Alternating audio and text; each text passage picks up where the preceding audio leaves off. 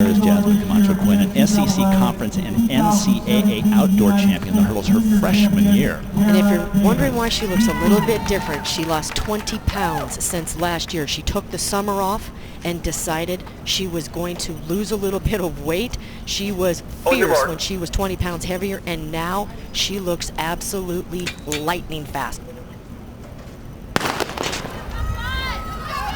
Camacho Quinn standing up right out of the blocks, but it doesn't seem to have bothered her. She's got the early lead with her teammate trailing, but now moving. It's Camacho Quinn all the way, and now here comes Howell. So it's going to be a 1-2 for Kentucky, just like for Arkansas in heat number 2. 12:58 for Camacho Quinn, which ties her season best.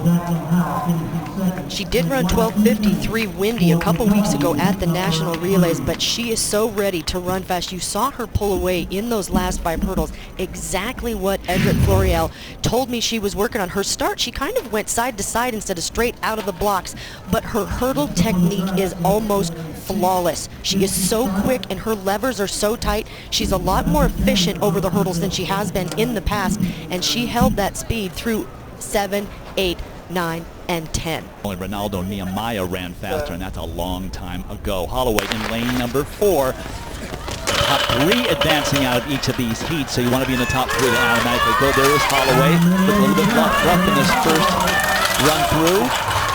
And followed by Daniel Roberts from Kentucky down there in lane 6, it looked like. And there is Benjamin Young, the sophomore from Kentucky, who was 4th at the indoor conference meet at the 1,500-meter distance. And a local guy, Lexington, Kentucky native for the Wildcats. We saw the Wildcats so strong earlier in the hurdles, now trying to do it in the distances. Somebody really has to take command, and you have to do it quickly going into that bell lap because you don't want to get forced out to the curve going around on this final lap. And you can see Ben Young is moving up there to the front. Looks like he's going to take command to do it with authority. We'll see if he can stretch out that lead a little bit. Sam Aaronholes of Florida now suddenly in the mix at the bell. The junior right there in second place now with Ben Young pushing the pace. It has now turned into very much a kicker's race at this point. There are a lot of guys who could contend right now as we get to the backstretch. I mean, what, there are 6 guys right now who are in the lead pack.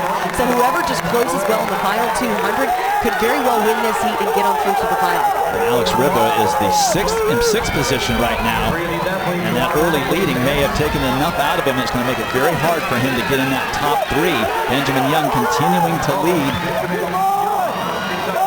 with Aaronholes there of Florida, and Riba coming on the outside hard. Nobody in his way. Alex Riba of Texas A&M. He's got one more to pick off, and whoa, man, that's going to be close for the 3rd position. I think Riba got up for maybe 2nd, and it looks like Trevor Gillies thinking he might be the odd man out. Wesley Curls of Auburn, the senior, ended up on the ground. So it's going to be interesting to see these guys get separated with the photo. Riba definitely in. And you could see in that last 100 meters, moving to the front really took a toll on Ben Young. You could see where he really tightened up. And although Riba was way out into lane 2, he was able to find another gear and push through the tape. But man, that was awfully close there at the line. The freshman from Trinidad and Tobago out there in lane number 8. He's the number 10 time in the country. But that's a tough lane draw for the freshman in his first outdoor SEC meet. But maybe he watched Sharika Barnett and he thinks lane 8 isn't such a problem. Maybe it's not so bad. Part of that very young, strong talent in the sprints for the University of Kentucky. He's really burst onto the scene with that 45-48. And I talked with Pat Henry earlier this week from Texas A&M. He said it'll take probably sub-46 to get through to the final. And there are really only a handful of guys who have those kind of wheels at the quarter mile. Plus, he's got the good first name going for him with Dwight. Bonus points for that. There you go. Richard Rose of A&M down there on the inside, all the way up to Dwight St. Hilaire of Kentucky on the outside. And just so you know, Stephen Gardner of the Bahamas ran 43.99 today at the Shanghai Diamond League. And Fred Curley, who has the meet record, ran 44.71 to be the #1 American in that race. So that catches you up. That is Nathan Allen, the Auburn sophomore from Jamaica who is going to win this first heat. And St. Hilaire trying to get up there as fast as he can to be a time qualifier and probably successful in so doing. As you see, Katie Coons now really starting to labor in second. Vogelsang now into third, which will be enhancement. Devin Clark has a bit of a tough time with this water jump again. Brown takes it very easily, almost not losing stride. But look at Clark there. See, she almost up to her knees in the water.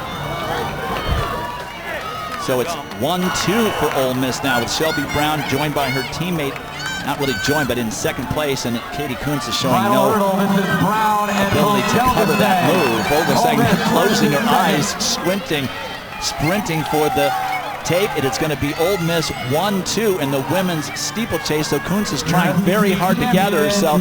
Vogelsang feels it and picks it up. Tim Duckworth, the senior of Kentucky, on his second attempt.